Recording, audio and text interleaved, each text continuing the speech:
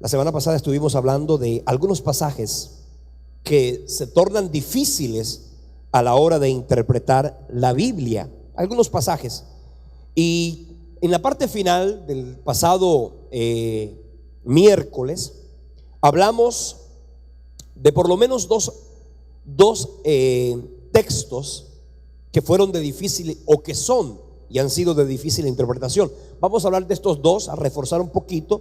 Vamos a hablar de un tercero y luego vamos a comenzar hoy con el tema de esta tarde, que es aparentes contradicciones bíblicas. Ese es el tema de hoy. Entonces, el pasado miércoles estábamos hablando que Jesús, en primera carta de Pedro, capítulo 3, primera carta de Pedro, capítulo 3, versículo 18, dice la escritura, en primera carta de Pedro 3:18, porque también Cristo padeció una sola vez por los pecados, el justo por los injustos, el justo por los injustos.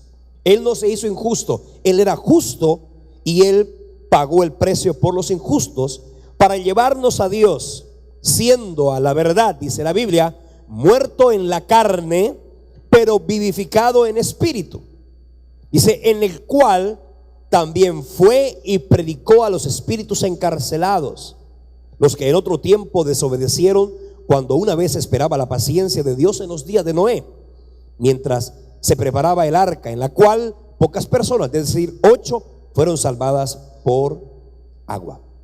Cuando leemos esto, encontramos que muchos han creído, leyendo este texto de la Biblia, que se puede creer o que se puede pensar que la gente, una vez muerta, pues tiene una segunda oportunidad.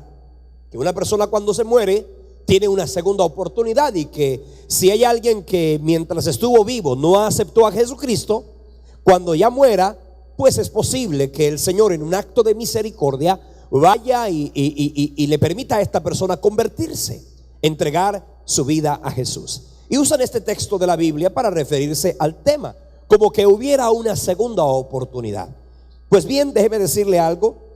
Jesucristo no fue al infierno, porque dice la Biblia que Él descendió a las partes más bajas de la tierra cuando antes de resucitar. Él descendió, ¿cierto? ¿Y eso qué significa? Que Él llegó, y aquí dice la palabra que Él fue, padeció una sola vez por los pecados. Dice que Él fue muerto en la carne, pero vivificado en el espíritu, y Él fue a predicar a los espíritus encarcelados. Cuando hablamos de esto, ¿qué quiere decir? Algunos dicen que Jesucristo fue entonces a salvar.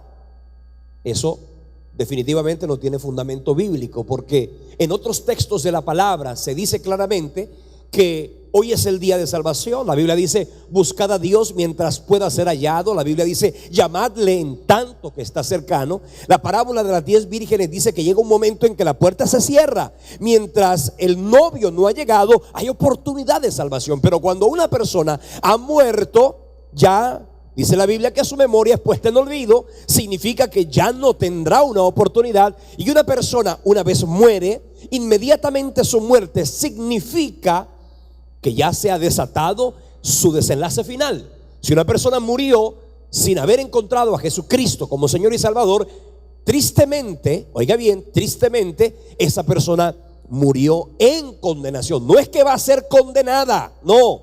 Significa que murió en condenación. Es como una persona a quien tristemente e infortunadamente le fue diagnosticado una enfermedad incurable. Si una persona tiene una enfermedad incurable, automáticamente llega un momento en que está determinado para él la muerte.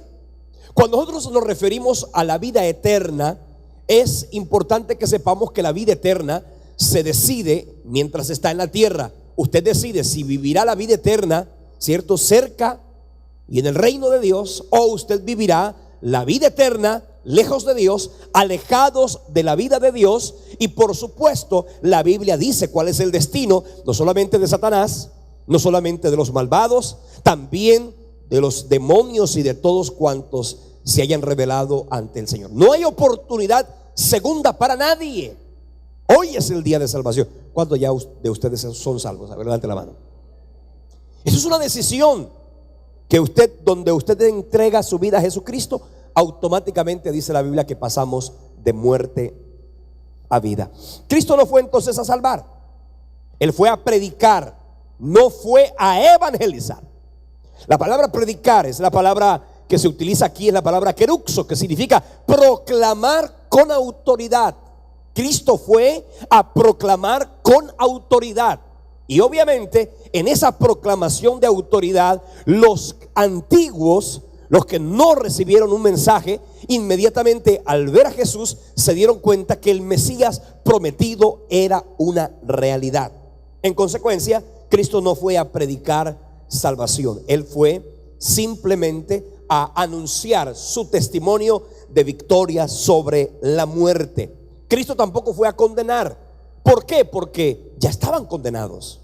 Óigame bien, no hay limbo, no hay purgatorio, no existe. Bíblicamente no existe ni limbo ni purgatorio. No es bíblico. Esos dos elementos son contrarios a lo que anuncia la Escritura. Cristo no fue a condenar, ya estaban condenados. Y es importante que usted sepa que los seres humanos no nacemos buenos. Como dijo el señor Rousseau, creo que fue el que dijo: el hombre nace bueno y la sociedad lo corrompe. Juan Jacobo Rousseau dijo esto. La gente no nace buena, la gente nace en pecado. La naturaleza pecaminosa nace en el momento mismo en que usted fue concebido por su padre y su madre. Automáticamente usted tiene naturaleza de pecado. Es decir, que nosotros nacemos con la condenación ya. No son los pecados que usted comete los que hacen que usted se vaya al infierno. No, es que nosotros nacemos en pecado, porque fuimos concebidos en pecado. Y por haber nacido en pecado, la Biblia dice en Romanos 3:23 que la paga, todos a una se desviaron. Romanos 3:23, Romanos 6:23 dice claramente que la paga del pecado es muerte. La Biblia dice que todos a una, es decir, todos los seres humanos nacemos en condición pecaminosa. Nacemos ya con el destino de la muerte eterna fijada. ¿Por producto de qué? De la maldición, de lo que se llama el pecado original, o lo que mejor podríamos llamarlo la naturaleza pecaminosa. El que tiene al Hijo tiene la vida. ¿Qué es Jesús entonces? Jesucristo es el antídoto para la libertad del hombre. Cuando una persona muere sin antídoto, pues es obvio que muere en un estado de pecaminosidad. Cuando en el huerto del Edén, oiga bien, cuando en el huerto del Edén Adán y Eva comieron del árbol de la ciencia del bien y del mal, automáticamente la muerte, tanto física como espiritual, se posó sobre ellos. Fueron condenados a una limitación física, ya inmediatamente iban a morir, pero también estaban separados de Dios. Esa es la muerte. Hay dos muertes: la muerte física y la muerte espiritual. Cuando Adán y Eva pecan, están condenados inmediatamente. Cuando Jesús, el mismo Dios, le dice allí en el huerto del Edén: el día que de él comieres ciertamente morirás. Esa muerte era una muerte en esos dos sentidos, lo físico y lo espiritual. Así que después de Adán y Eva, todos los seres humanos nacemos en condición pecaminosa. Cuando Jesucristo llega a la tierra, ¿cierto? Cuando Jesús es encarnado, cuando el mismo Dios se hace carne, es interesante que usted sepa que Jesucristo asumió naturaleza humana, no naturaleza pecaminosa. Fíjese, por eso era posible que María fuera su madre, pero José no podía ser su padre, porque todo aquel que es engendrado por varón, automáticamente le va a transmitir naturaleza pecaminosa. Así que la simiente es la que se encarga de transmitir la simiente el pecado. Y en este caso, si usted fue fecundado por un hombre en el vientre de su madre, significa que usted y yo nacimos en pecado. ¿Ok? Cristo, y es interesante que usted sepa desde el punto de vista hematológico, que la sangre del feto no es la misma sangre de la madre, aunque inicialmente la comparten, ¿cierto? Posteriormente el mismo embrión, el mismo bebé, genera su propia sangre. Y es interesante porque cuando usted evalúa todo esto se da cuenta que evidentemente Cristo asumió naturaleza humana. Esa naturaleza humana, por supuesto, la recibió de María. María es la madre de la naturaleza humana. Pero la naturaleza divina, Él fue engendrado directamente ¿por quién? Por el Espíritu Santo. Acuérdese de eso siempre. Entonces, cuando una persona muere, muere en pecado.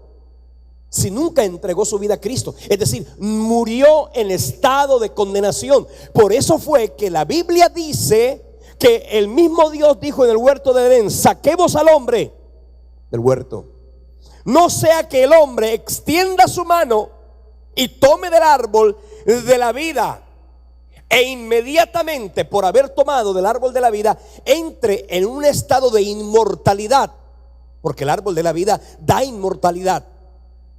Pero escúcheme bien, si el hombre come del árbol de la vida en estado pecaminoso, automáticamente el hombre hubiera entrado en un estado de inmortalidad, ya en condición de pecado, y por lo tanto no hubiera sido posible la redención. El Señor los saca del huerto para que ellos no coman del árbol de la vida, y entonces Dios soluciona el problema del pecado, y ahí es lo que se conoce con el nombre de la redención, ¿cierto? El mismo Dios paga el precio a través del sacrificio sustitutorio, a través del sacrificio de la cruz.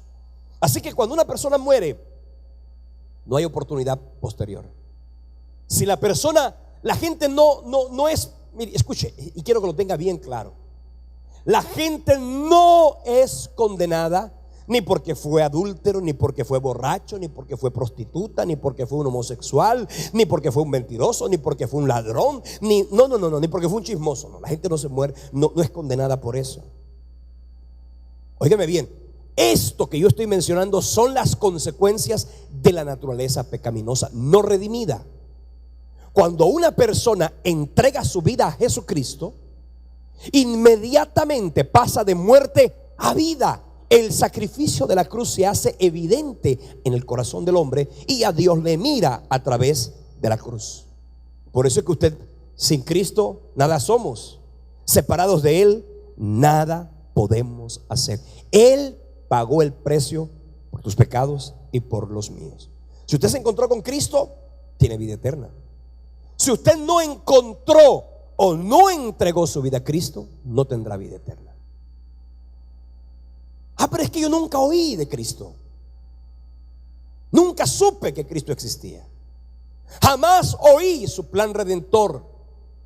Tristemente, el que no recibió un antídoto morirá por su pecado, por su naturaleza de pecado. Por eso es que si usted tiene la verdad de la revelación de la vida eterna, usted es un deudor, como dijo Pablo, porque me es impuesta la necesidad. Ay de mí si no anunciar el evangelio.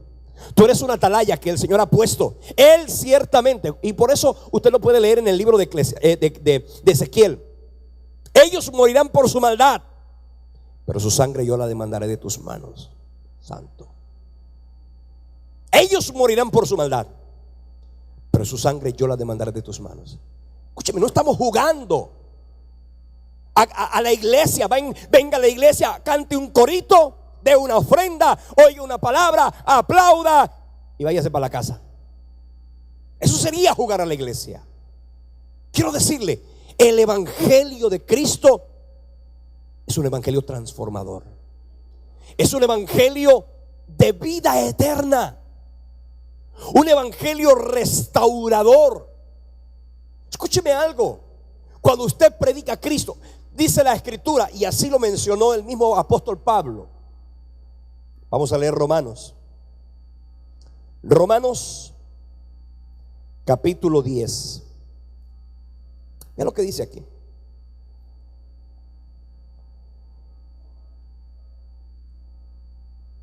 Versículo 11. Pues la Escritura dice: todo aquel que en Él creyere no será avergonzado. Pues la Escritura dice que no hay diferencia entre judío y griego, pues el mismo Señor de todos es rico para con todos, a aquellos que le invocan. Porque todo aquel que invocar el nombre del Señor será salvo. O sea, la salvación, ¿de dónde viene? De invocar el nombre del Señor. De la misma manera como en el libro de Números, en el versículo capítulo 21, se muestra la gente cuando miraba a la serpiente de bronce sobre el asta. Todo aquel que invocar el nombre del Señor Jesucristo será salvo. Y lo que dice aquí: ¿cómo invocarán a aquel en el cual no han creído? ¿Cómo creerán en aquel de quien no han oído? ¿Y cómo irán sin haber quien les predique? ¿Y cómo predicarán si no fueren enviados? Como está escrito: cuán hermosos son los pies de los que anuncian la paz, de los que anuncian las buenas nuevas. Mas no todos obedecieron el evangelio, pues Isaías dice: Señor, ¿quién ha creído a nuestro anuncio? La fe es por el oír por la palabra de Dios. Escúcheme bien. El orden es lógico. El Señor nos envía a predicar. Mateo capítulo 28. Yo predico a Cristo, el mensaje salvador. Yo predico a Cristo. La gente lo oye, por cuanto a que lo oyen, creen. Por cuanto a que creen, invocan. Y por cuanto a que invocan, son salvos. Ya, qué cosa interesante, ¿ah? Él envía a predicar, y yo predico. Cuando yo predico, ellos oyen. Cuando ellos oyen, ¿ellos qué? Creen. Y cuando creen, ¿qué pasa? Son salvos. Y cuando creen, invocan. Y cuando invocan, dice la Biblia que son salvos. Así que si yo no predico, ellos no oyen. Y si ellos no oyen, no creen. Y si ellos no creen, por consecuencia no creen. Y si ellos no creen, por lo tanto no invocan. Y si no invocan, no son salvos. Quiere decir que nacieron en pecado y murieron en pecado. Entonces no hay una segunda oportunidad. Hay una sola oportunidad, y es cuando tú y yo predicamos el evangelio de Cristo. Entonces dice la Biblia que Jesús fue y predicó a los que estaban en prisión, pero no los evangelizó. Simplemente les predicó como testimonio de su grandeza y de su libertad. Y entonces ahí viene la misma pregunta de siempre. Y el que nunca conoció a Cristo, y el que nunca oyó de Jesús, entonces usted va a decir: es injusto. Dios entonces es injusto. No se trata de justicia, se trata de misericordia. Y la misericordia de Dios se manifiesta a través del sacrificio de la cruz. ¿Cuánta gente no ha rehusado el mensaje del reino? ¿Cuánta gente no ha rehusado el mensaje de salvación? El que tiene al Hijo tiene la vida. El que se rehúsa a creer en el Hijo no verá la vida, sino que la ira de Dios será sobre él. Entonces es interesante lo que este texto de la Biblia implica y significa.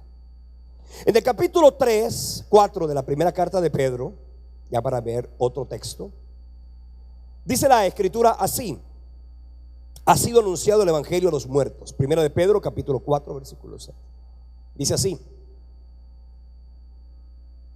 porque por eso también ha sido predicado el evangelio a los muertos, para que sean juzgados en la carne según los hombres, pero vivan en espíritu según Dios.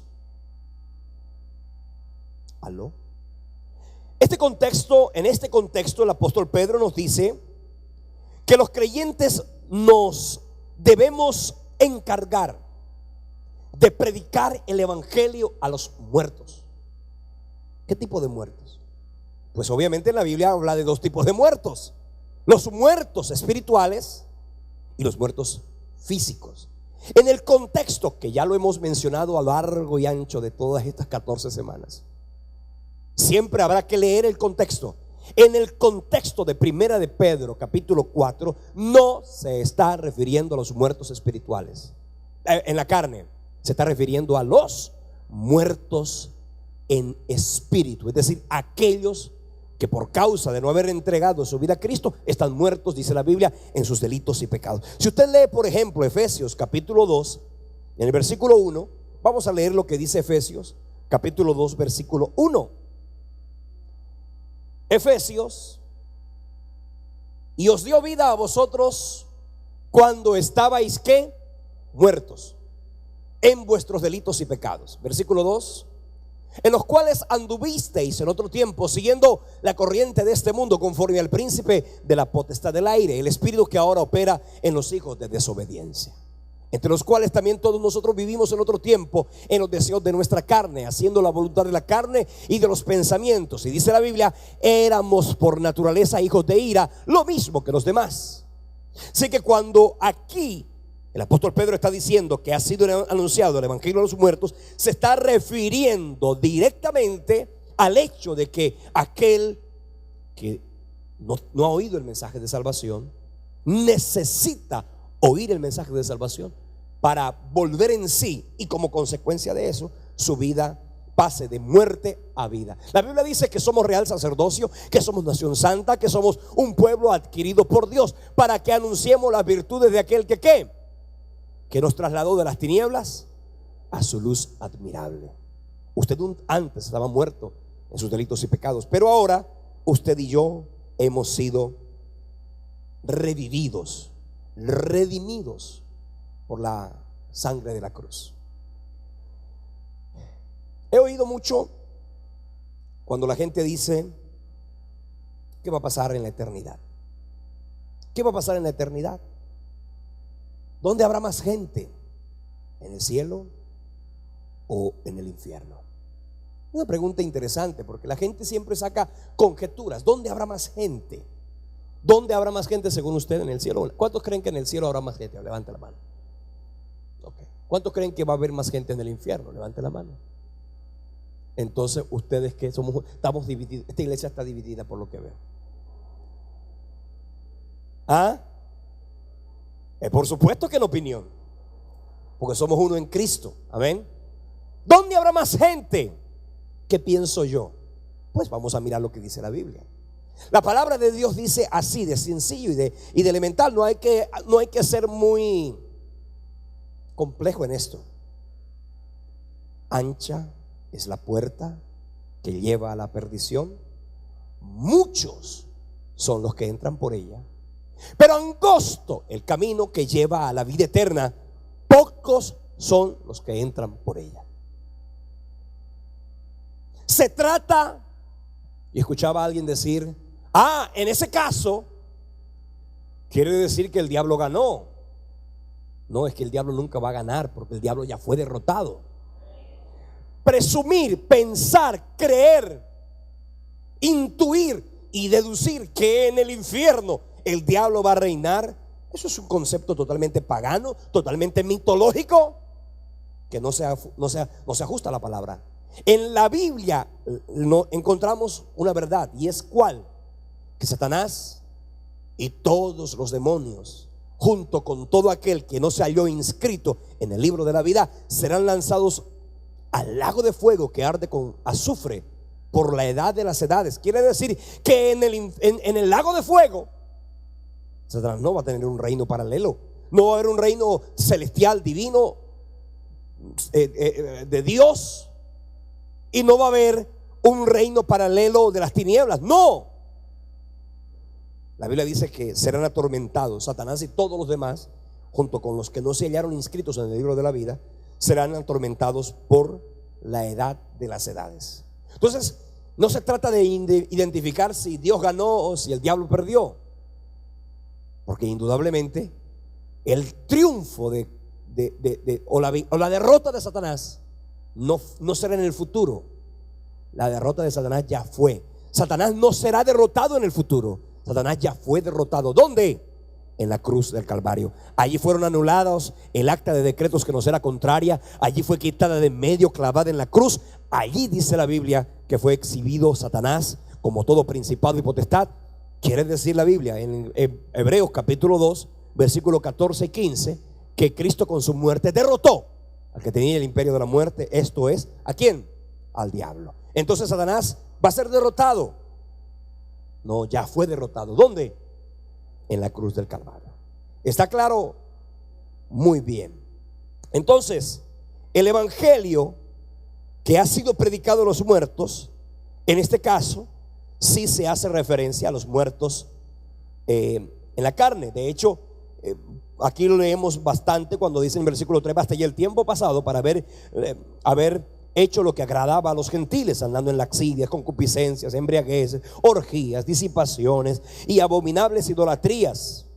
Todo esto tiene que ver con los muertos, no físicos, sino los muertos espirituales, los que estaban alejados de la vida de Dios, como usted y yo un día estuvimos alejados de la vida de Dios. Hay otro pasaje que encontramos, por ejemplo, en Juan capítulo 20, versículo 23. Vamos a leer este texto de la Biblia. Juan capítulo 20, versículo 23. Este texto, dentro de los textos de la Biblia que han sido mal interpretados, está este. Dice así: a quienes remitiereis los pecados, les son remitidos, y a quienes se los retuviereis, les son retenidos. Juan capítulo 20, versículo 23. Muchos dicen entonces que nosotros tenemos el poder o la capacidad. La iglesia tradicional se ha atribuido como suya la capacidad de perdonar.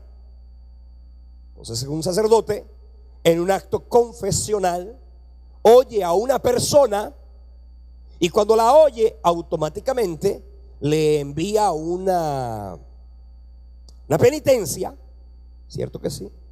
Y entonces le envía una penitencia, y por causa de la penitencia, entonces dice, en virtud de haber cumplido la penitencia, yo te absuelvo de tus pecados.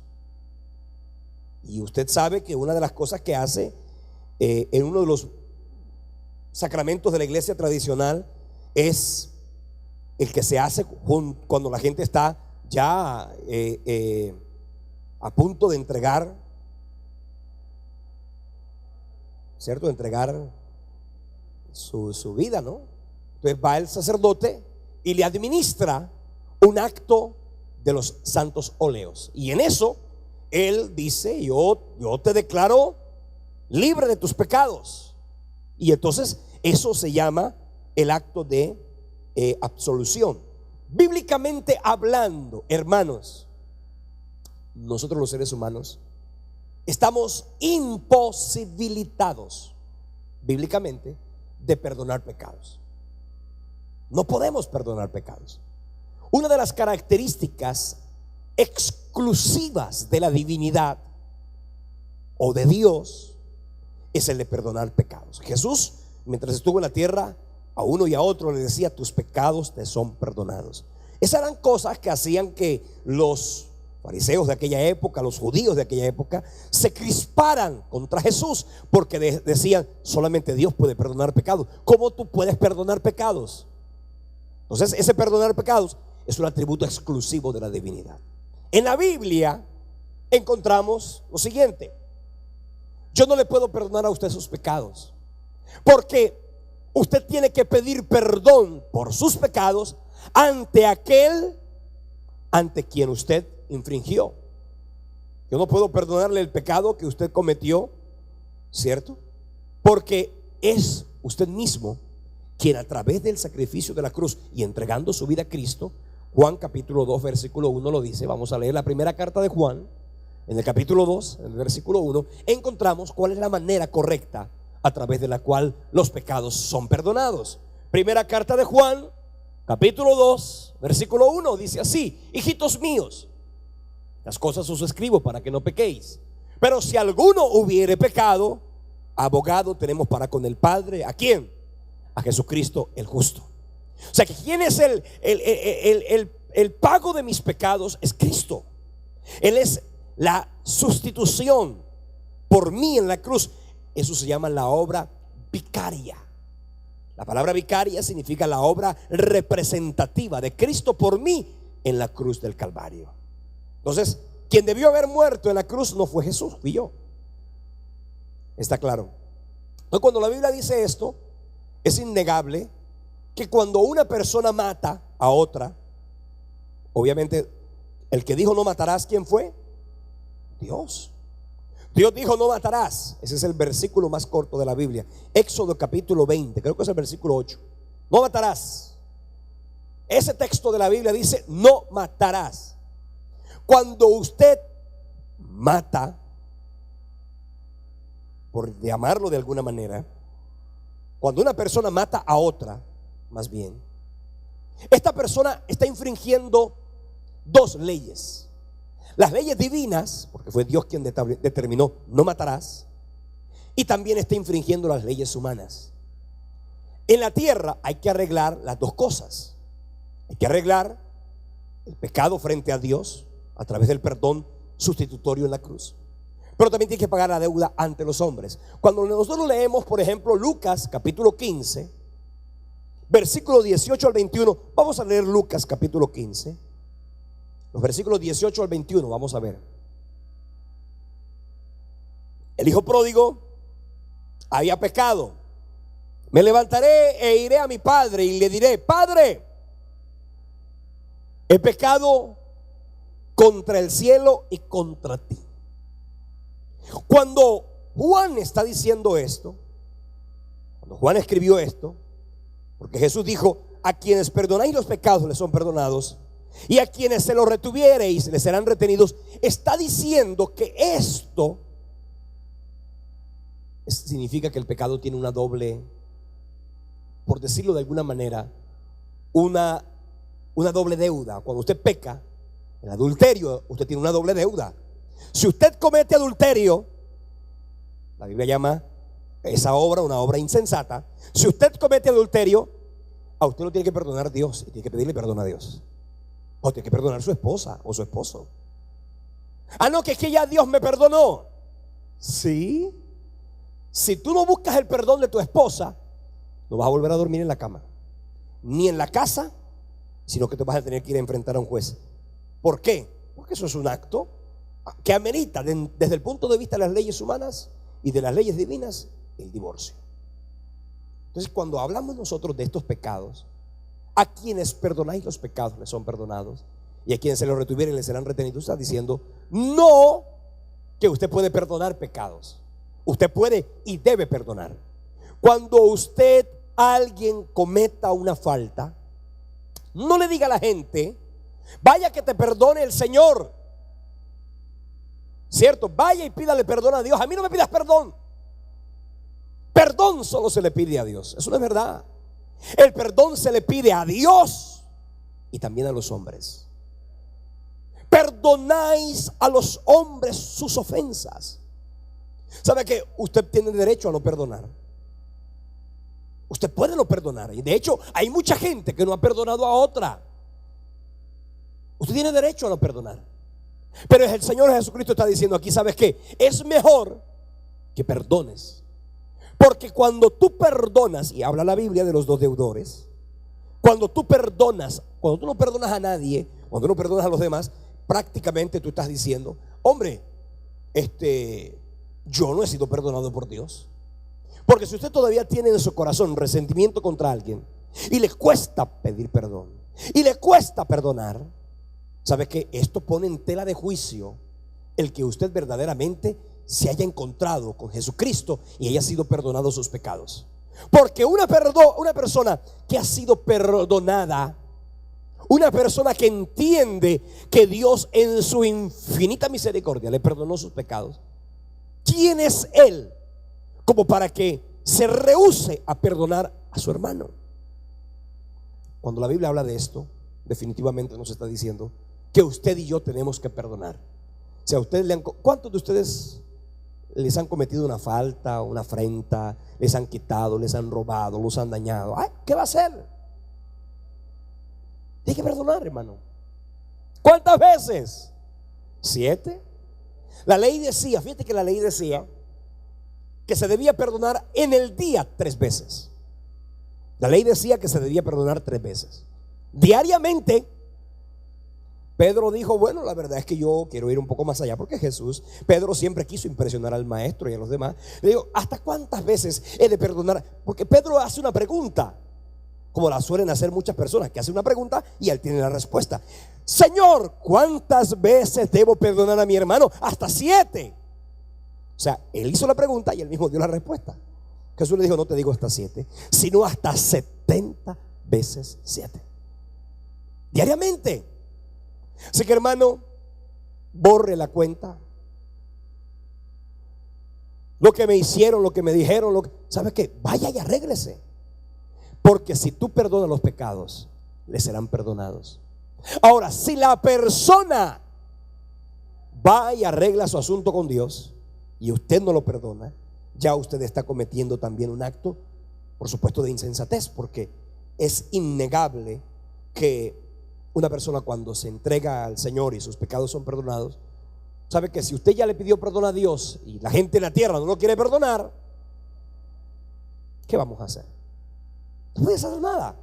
Simplemente te corresponde a ti orar por esa persona y que sea el mismo Dios quien le hable, y que una vez Dios hablándole, la persona vuelva en sí y recapacite y sepa que lo mejor es perdonar, porque quien no perdona no puede recibir la libertad de Dios.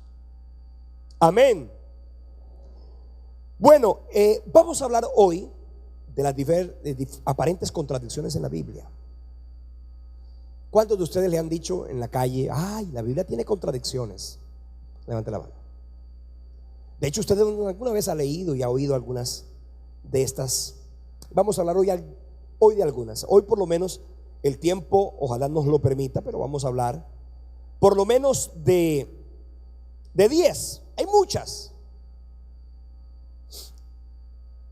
Se ha descubierto y se ha investigado desde el Génesis hasta el Apocalipsis, 66 libros. Usted va a encontrar exactamente 101 posibles contradicciones.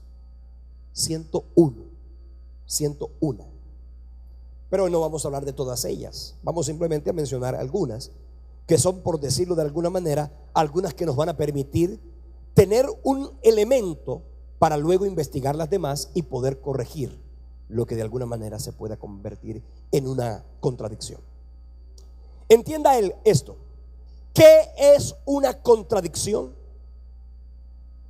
La contradicción establece, la lógica establece que una contradicción es aquello que en el mismo libro, en un lugar dice esto y en el otro lugar dice algo completamente diferente.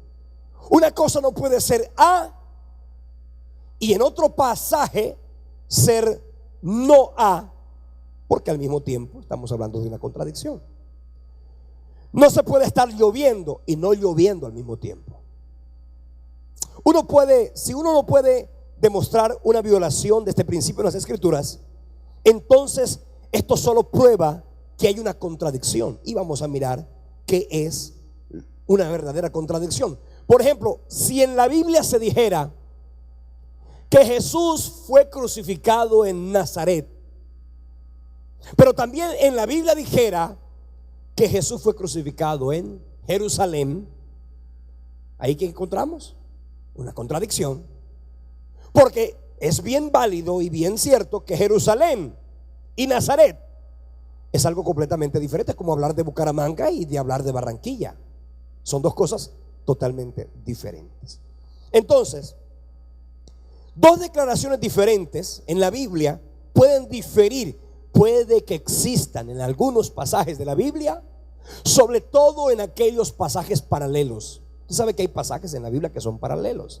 Primero y segundo de Reyes, primero y segundo de Crónicas, son pasajes. Primero y segundo de Samuel son pasajes paralelos, como también son pasajes paralelos, por ejemplo, Mateo, Marcos, Lucas y Juan. Son evangelios que por lo tanto son paralelos. Y por supuesto que pueden existir en estos pasajes paralelos algunas diferencias entre sí que aparentan contradicción, pero que en realidad no es cierto. Algunos no hacen la distinción entre contradicción y diferencia. Y es importante que sepamos, por ejemplo, que en los evangelios se narran o se muestran las características propias del testimonio humano. Cuando son varios los testigos de un mismo hecho, usted puede perfectamente, usted estaba allí, las personas pueden del mismo hecho tener una impresión diferente. Usted puede perfectamente: yo estaba ahí, a mí me parece que fue esto, y el otro dice: no, a mí me parece que fue esto, porque son testigos de un escenario, de un acontecimiento. Los evangelistas, por ejemplo, fueron testigos, o en algún caso testigos, o en otro caso, como en el caso de Lucas, fueron investigadores de los casos sucedidos. Entiéndase algo: los evangelios, cada uno de ellos tenía un propósito diferente. Los evangelios no están organizados cronológicamente. No se pusieron de acuerdo Mateo, Marcos, Lucas y Juan. Bueno, vamos a sentarnos a hablar, a escribir los 3, los 4. No. La Biblia muestra que cada uno de ellos, en su debido momento y en su debido tiempo, comenzó a escribir parte de lo que él consideraba de acuerdo a su propósito importante para cumplir el propósito general de su evangelio. Entonces, los testigos, que son espectadores de una serie de acontecimientos, nunca describirían exactamente del mismo modo, detalle por detalle. Si usted viera que Mateo, Marcos, Lucas y Juan lo describen todo de la misma manera, allí no habría exactamente una hilación, sino posiblemente un complot, y eso evidentemente no está en la Biblia. Entonces vamos a mirar algunos pasajes de la Biblia que, por ejemplo, cuando usted los lee dice: wow, aquí parece que hay una contradicción. En el capítulo 1, versículo 31 de Génesis, dice la Biblia así. Génesis capítulo 1, versículo 31. Dice la Biblia: vio Dios que todo lo que había hecho fue que bueno, y bueno en gran manera. Y vio Dios que todo lo que había hecho era bueno, y bueno en gran manera. En el capítulo 6, versículo 6 dice: y se arrepintió Dios de haber hecho al hombre en la tierra, y le dolió en su corazón. Entonces usted dirá, si usted lee Génesis 1:31 y lee Génesis 6:6, usted está diciendo aquí: hombre, ahí la Biblia muestra a Dios satisfecho por un lado, y al mismo tiempo se le muestra a Dios insatisfecho. Entonces, ¿Dios estaba satisfecho con lo que hizo o no estaba satisfecho? En el capítulo 1, versículo 31, ya Dios había hecho al hombre. En el versículo 26 y 27 dijo: y hagamos al hombre a nuestra imagen. Pero luego en el versículo 6, capítulo 6, versículo 6, encontramos que Dios se arrepintió de haber hecho al hombre. Vamos a hablar hoy de esto, de lo que es el arrepentimiento. Pero, por ejemplo, para mirar estos dos versículos, Génesis 1:31 y Génesis 1:6 o 6:6, encontramos que entre esos dos pasajes habían pasado por lo menos 1500 años. Cuando usted lee la Biblia, no siempre usted va a encontrar un orden cronológico. De hecho, la Biblia no está escrita en orden cronológico. No fue Génesis el primer libro, no fue Éxodo el segundo libro, sino que los libros de la Biblia fueron escritos en periodos distintos, pero fueron organizados desde Mateo, desde Génesis hasta Apocalipsis, no en un orden cronológico, sino en un orden ¿qué? Temático. Entonces, por ejemplo, entre estos dos pasajes hay 1500 años de paciencia divina, pero también 1500 años de progresiva corrupción humana. Entonces, cuando usted lee esto, no está diciendo que Dios era o estaba al mismo tiempo satisfecho y al mismo tiempo insatisfecho. Simplemente estamos hablando de dos periodos distintos. Eso es como que a usted le toman una foto, usted salió sonriendo, pero no quiere decir que usted siempre va a estar sonriendo. O viceversa, le tomaron la foto y usted salió, estaba amargado. Y de pronto la gente se queda con la impresión de que usted estaba amargado, pero resulta que pasa el tiempo, la ira se disipa, usted sana su corazón e inmediatamente usted recibe y siente libertad.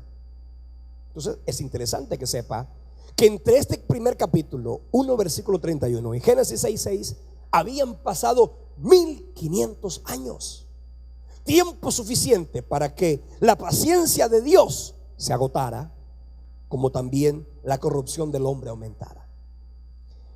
Ahora, leyendo Génesis capítulo 6, versículo 6, dice que se arrepintió Dios de haber hecho al hombre. Y hay pasajes, por ejemplo, que son interesantes de investigar. es que Dios se arrepiente. En primer libro de Samuel, capítulo 15, versículos 10 al 11, dice así: y vino palabra de Jehová a Samuel diciendo: me pesa haber puesto por rey a Saúl, porque se ha vuelto en pos de mí y no ha cumplido mis palabras. Y se apesadumbró Samuel y clamó a Jehová toda aquella noche. Fíjese esto, dice la palabra de Dios, primero que todo, que el Señor se arrepintió de haber hecho al hombre. También leemos en este pasaje del primer libro de Samuel que Dios prácticamente le pesó haber puesto a Saúl como rey de Israel. Si leemos otros textos, como por ejemplo este de Números, vamos a leer por ejemplo Números capítulo 23 versículo 19. Vamos a leer Números capítulo 23 versículo 19. Dios no es hombre para que mienta, ni hijo de hombre para que se arrepienta. Él dijo y no lo hará, habló y no lo ejecutará. Entonces usted va a decir cuando lee la Biblia, bueno, en fin, hay que decidirse: ¿se arrepiente Dios o no se arrepiente Dios? Eso es lo que vamos a hablar en esta tarde, en esta noche. Vamos a Hebreos 6:17 y Santiago 1:17. Vamos a mirar lo que ahí dice. Malaquías 3:6 dice: porque yo Jehová no cambio, por eso, hijos de Jacob, no habéis sido consumidos. Aquí dice que Dios no cambia. En el capítulo 6 versículo 17 de Hebreos dice: por lo cual, queriendo Dios mostrar más abundantemente a los herederos de la promesa la inmutabilidad de su consejo, interpuso juramento. La palabra inmutable significa inmodificable. Santiago capítulo 1 versículo 17 dice: toda buena dádiva y todo don perfecto desciende de lo alto, del Padre de las luces, en el cual no hay mudanza ni sombra de variación. Cuando leemos estos pasajes y luego leemos un pasaje como por ejemplo este que encontramos en Éxodo capítulo 32, Éxodo capítulo 32, en el versículo 14 dice así la palabra del Señor: entonces Jehová se arrepintió del mal que dijo que había de hacer a su pueblo. ¿Ok? Entonces usted comienza a decir esto. Bueno, ¿qué es arrepentirse? ¿Qué significa esto? Algunos dicen que entonces, leyendo todo esto, es que Dios cambia de parecer, o que Dios se arrepiente de ciertos actos. Esto, por supuesto, decir esto estaría en directa contradicción con los demás pasajes que acabamos de mencionar. O pensar, por ejemplo, que es que Dios no conoce el futuro y que por tanto no es omnisciente. Esto en caso particular sería que Dios no supo que Saúl, por ejemplo, iba a ser un fracaso de rey, o que por ejemplo en el caso de haber sacado al pueblo de Israel de Egipto, era como que Dios no supiera que el pueblo de Israel iba a corromperse detrás de la adoración a dioses paganos. No, pensar así es dudar de algunos elementos que la Biblia muestra de una manera perfecta, como por ejemplo, Dios es omnisciente, y por omnisciente Dios lo conoce todo. Dios conoce el pasado, Dios conoce el presente, Dios conoce el futuro. Y por eso la Biblia está tan llena de profecías que hablan de un futuro que de manera precisa se cumplieron con esa asombrosa exactitud. Sus obras futuras son sabidas por Él desde la eternidad, dice la Biblia en Hechos capítulo 15 versículo 18. Dios dice la Biblia en Isaías 46 versículo 10 que Dios conoce la historia de principio a fin. La Biblia dice que Dios ve todo debajo de los cielos en Job capítulo 28 versículo 24. Que Dios conoce todos los posibles eventos del futuro. Por eso lo leemos en Isaías 48 versículo 18, o en Ezequiel 37:3, o en Mateo capítulo 11 versículos 21 al 23.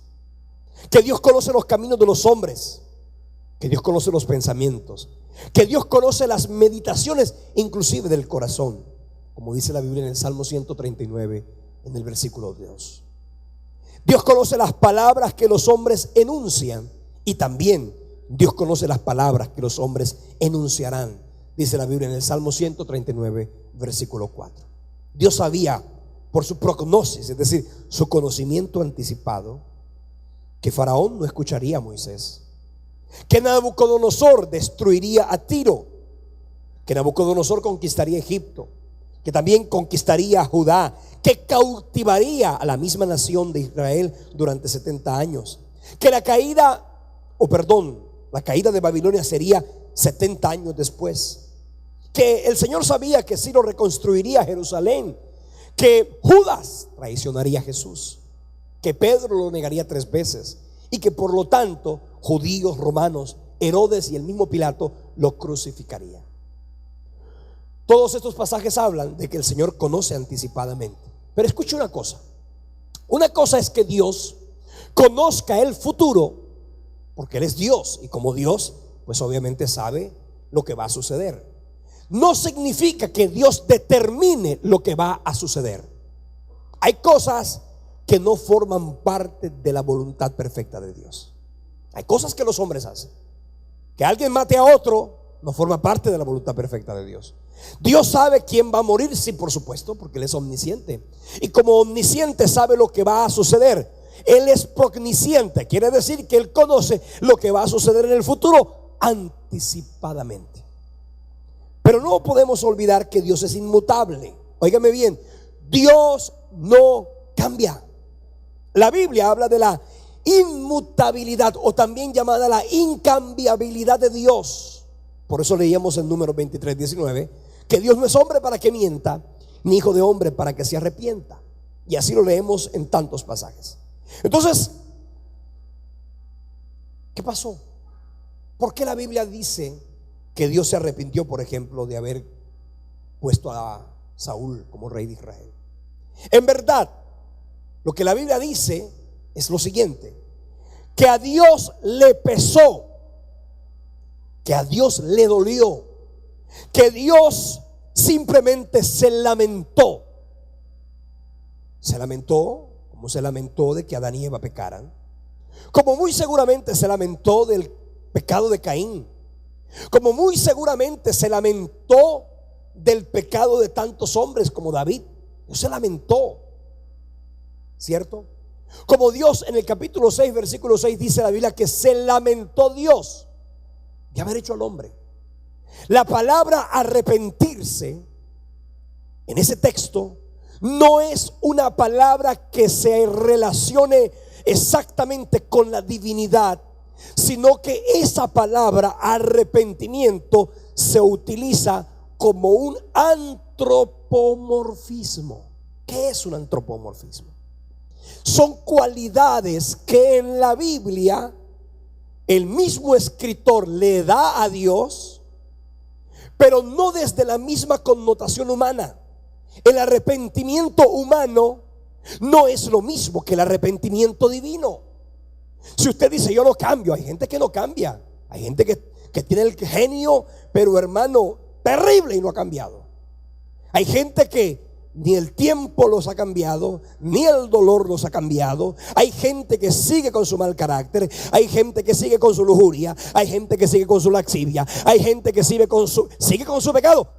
Ahí prácticamente no hay mudanza, no hay cambio.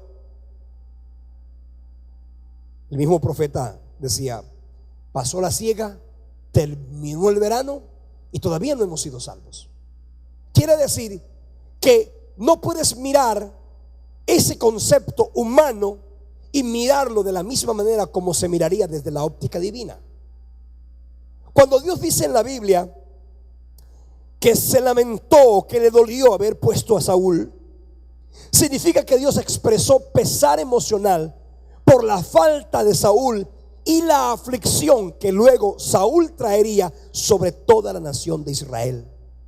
Sin embargo, óigame bien, de la misma manera como Dios sabía que Adán y Eva iban a pecar, como la misma Biblia misma muestra cómo los hombres de Dios pecaron, ¿Sabe que Dios ni lo evitó? ¿Cierto? Porque Dios no evitó el pecado de Adán y Eva. Significa que de igual manera Dios utiliza lo débil de los hombres, los errores de los hombres, las flaquezas de los hombres, para mostrar su inmutabilidad. ¿Qué es la inmutabilidad de Dios? El propósito eterno de Dios. Ahora, quiero decirle una cosa. Dios evidentemente puede cambiar, pero no es porque Dios cambie, sino porque las circunstancias cambian. Cuando las circunstancias cambian, automáticamente el propósito o el designio de Dios puede cambiar.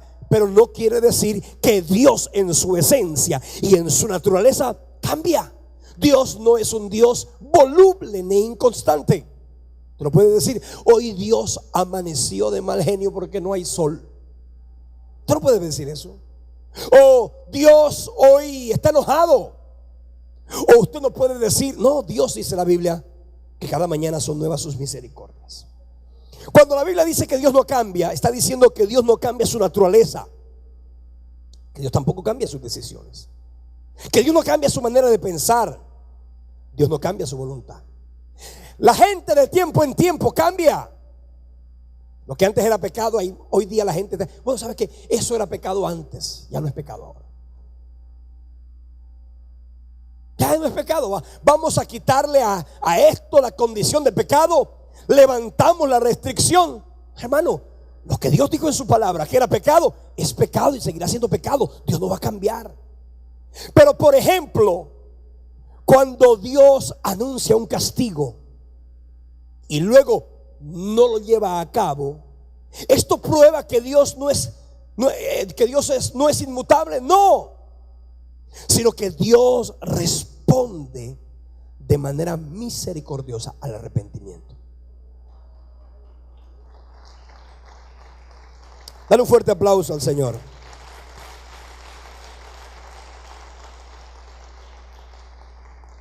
Cuando leemos, por ejemplo, Éxodo 32:14, óyeme que Moisés le dice a Dios, Señor, ¿y por qué van a decir de ti que los sacaste de Egipto, los trajiste al desierto y los hiciste morir? ¿Sabes qué, Dios? Arrepiéntete de tal cosa. Dice la Biblia que Moisés intercedió. ¿Qué quiere decir? ¿Que Dios se arrepintió del mal que dijo que iba a traer sobre el pueblo? ¿Significa que cambió Dios? No, significa que las circunstancias cambiaron. Por eso quiero decirle algo. Miren, cuando Dios muestra algo a través de un sueño, por ejemplo, ay, yo soñé. Mucha gente vive soñando. Yo soñé que el pastor Elio estaba en un cajón, o que fulano de tal se iba a morir. ¿Sabes qué? A veces Dios te lo muestra para que intercedas. Usted sabía que la intercesión es fundamental para ver los propósitos de Dios. La actitud de Dios hacia el pecado siempre será de juicio, pero la actitud de Dios frente a los que se arrepienten siempre será de misericordia. Mira, Jonás no le hizo caso a la palabra de Dios. Por eso en el mar profundo la gente lo tiró, y vino un pez muy grande y ¡pum!, se lo comió. ¿Por qué no le hizo caso a la palabra de Dios? Una canción muy linda.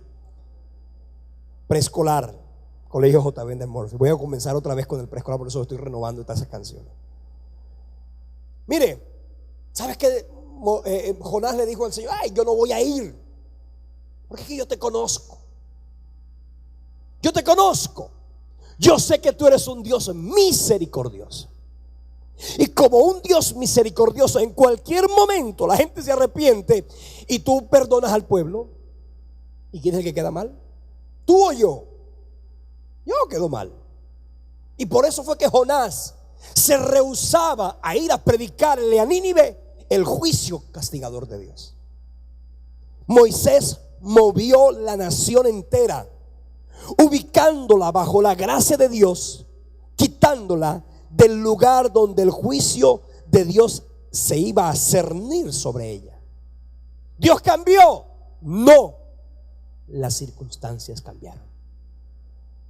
Cuando las circunstancias cambian, ¿qué hace Dios? Asume otra actitud. Cuando usted tiene, mire, por ejemplo, una profecía, Dios a usted le puede dar una palabra profética. Hablemos de las palabras proféticas que a la gente le gusta. Así te dice el Señor. Póngase de pie, hermano. Usted se pone de pie. Cuando viene el profeta, ahora que viene el pastor Gustavo Páez. Ay, que el profeta venga y me dé una palabra. Así te dice el Señor. Te veo en las naciones, gloria a Dios. Te veo predicando a multitudes, gloria a Dios. Te veo sanando enfermos, gloria a Dios.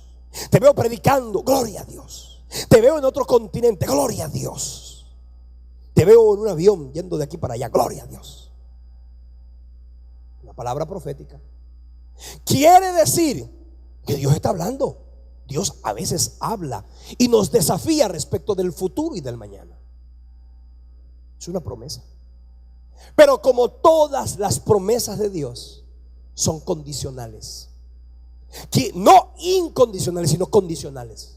Si no hay obediencia, ¿sabes qué? No va a haber bendición. Si usted no se somete al principio de la palabra, ¿qué? Porque ya Dios lo dijo que iba a ser un predicador. Entonces, como yo me puedo ir al mundo, yo me puedo, no, Señor. El propósito de Dios dice: yo te quiero usar, yo te quiero bendecir, yo te quiero dar una palabra profética, yo te quiero dar autoridad. ¿Sabes qué? Si tú le crees a Dios y te mueves en ese principio, la palabra de Dios se va a cumplir. Si en algún momento, por eso le voy a hablar a los intercesores, le voy a hablar a los profetas. Hay muchos profetas que son impertinentes, que son imprudentes, que violan lo que se conoce con el nombre del protocolo profético. Un profeta debe tener protocolo. No todo lo que Dios te muestre tienes que andarlo contando. Porque a veces Dios te muestra, ¿sabes para qué? Para generar en tu corazón carga, para que tú ores, para que tú clames. Y luego tu clamor y tu intercesión cambia las circunstancias. ¿Y sabes qué? En muchos casos Dios, como por ejemplo al profeta al rey Ezequías, dijo: ¿sabes qué? Prepara tu casa porque te vas a morir. Lloró, comenzó a interceder. ¿Y sabes qué dice la Biblia? Bueno, el Señor dijo: te voy a dar, creo que fueron 10 años más, 15 años más, 15 años más. El profeta Ezequías quedó contento. ¿Dios cambió? No, las circunstancias cambiaron. Cuando usted lee la Biblia, que Dios no se arrepiente, que en Él no hay mudanza ni sombra de variación, está diciendo que hay propósitos eternos, sobrenaturales, que Dios no va a cambiar en ningún caso. Dios no va a cambiar, por ejemplo, a la nación de Israel. Dios la llamó, la quiso, la ama. Así a usted no guste de ella, Dios ama a la nación de Israel. Como Dios te ama a ti. Hay gente que no le gusta que Dios te ame, pero Dios te ama y punto. ¿Y qué va a hacer la gente? ¿Amén o no amén? Dios es inmutable. Quiere decir que Él no se levanta de diversas sensaciones y momentos. No, Dios no. El tiempo se fue. El reloj se cambia. Y en Él sí hay mudanza y sombra de variación. Entonces mire, leyendo eso, hay cosas que por ejemplo Dios pregunta. Por ejemplo, miren, le preguntó a Adán: oye, Adán, ¿dónde estás? Quiere decir que Dios no sabía dónde estaba Adán. Claro que sabía dónde estaba. O como cuando le preguntó a Caín: oye, Caín, ¿dónde está tu hermano? O sea que Dios le estaba preguntando a Caín por Abel. Por supuesto que Dios sabía. Lo que pasa es que Él conoce el presente y el futuro con exactitud. Por ejemplo, hay otro texto con respecto a cuánto tiempo duró la esclavitud en Egipto. En el libro de Génesis capítulo 15 versículo 13 dice que 400 años. En Éxodo capítulo 12 versículo 40 dice que 430 años. Entonces, ¿qué estamos leyendo aquí? Que el tiempo que duró Israel en Egipto fueron 430 años, evidentemente. Pero los primeros 30 años, cuando yo leo este texto y así la gran mayoría de datos que tienen que ver con cifras, con números, tienen que ver con desconocimiento de algunos elementos importantes de la historia. Cuando la Biblia dice que fueron 430 años, está diciendo que evidentemente fueron 430 años, pero los primeros 30 años, mientras José era el gobernador de Egipto, 30 años duró el pueblo de Israel viviendo de la riqueza y del esplendor. La Biblia dice en el libro de Génesis capítulo 47 versículo 6 que el pueblo de Israel habitó en la tierra de Gosén, en lo mejor de la tierra. Había riqueza para el pueblo de Israel, pero luego ese propósito del pueblo cambió y por consecuencia vino la esclavitud. Hay otros textos como por ejemplo hablando del cambio de Dios en algún sentido. Dios envió a su profeta para que amenazara a David con algunos años de hambruna. En el capítulo segundo de Samuel, el segundo libro de Samuel 24:13 dice que lo sancionó con 7 años de hambruna. En primer libro de Crónicas, capítulo 21, versículo 12, dice que fueron solo 3. Entonces, al fin, ¿qué? 7 o 3. Fueron 7. Pero por causa del arrepentimiento de David, Dios acortó su juicio y se lo dejó en solo 3. Así que Dios es un Dios de misericordia. Por ejemplo, leemos otros pasajes. Por ejemplo, ¿quién incitó a David para contar los hombres aptos para la guerra en Israel? En el segundo libro de Samuel 24:1 dice que fue Dios, que Dios lo hizo. Pero en el primer libro de Crónicas 21:1 dice que fue Satanás quien lo hizo. Hay una gran diferencia, ¿fue Dios o fue el diablo? ¿Quién lo hizo? ¿Quién incitó a David a contar al pueblo? ¿Satanás o el mismo Dios? Obviamente tenemos que entender lo siguiente, que el Señor como autoridad final permitió el censo. Y como siempre se hace en el Antiguo Testamento, se le atribuye a él en ese pasaje la autoría. Pero cuando leemos el libro de Crónicas, se interesó más por la precisión, dado que el censo era claramente un pecado, algo malo, porque luego dice la Biblia que David confesó el pecado. Significa que el responsable directo fue el mismo Satanás, pero que Dios estaba detrás permitiéndolo para que de alguna manera se pudiera saber. Y es que muchas veces Dios usa al diablo para algunos propósitos. ¿Usted sabía que Dios usa al diablo para algunos propósitos? Así que Dios puede usar a los impíos inclusive. Y Dios puede usar la maldad de los hombres para sus propios propósitos. Pero ¿quién es el autor material? El hombre, el diablo. Pero ¿qué hace Dios? Dios en su sabiduría perfecta utiliza eso que los hombres hacen. Por eso la Biblia dice que a los que aman a Dios todo ayuda para bien. Así que no se preocupe, hermano, cuando usted esté viviendo una crisis. Dios es perfecto en cambiar circunstancias de una manera vertiginosa para salvación nuestra. Leemos por ejemplo en Mateo 27:44 y en Marcos 15:32, como también en Lucas 23:39, que Jesús fue crucificado al lado de 2 ladrones, ¿cierto que sí? Mateo, Marcos y Lucas dicen que Mateo y Marcos dicen que los 2 ladrones lo injuriaban, mientras que Lucas dice que solo uno era quien le vilipendiaba. Entonces, y le dijo uno de los ladrones al otro: nosotros a la verdad nos merecemos este castigo, pero ningún mal ha hecho. La pregunta es, ¿los 2 le injuriaban o era solo uno? Pues es indudable que en el mismo escenario de la cruz, porque ellos duraron allí 3 horas, desde las 12 del día hasta las 3 de la tarde. 3 horas duraron ellos.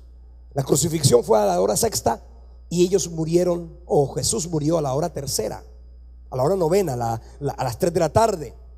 Entonces, en ese transcurso de tiempo, al principio, los 2 ladrones le vilipendiaban, los 2 ladrones le injuriaban. Pero es muy probable, porque así lo narra la escritura, que cuando Jesús le dice: hoy estarás conmigo en el paraíso, quiere decir que en tan solo 3 horas Jesús, al lado de uno de ellos, automáticamente lo ganó para el reino de los cielos.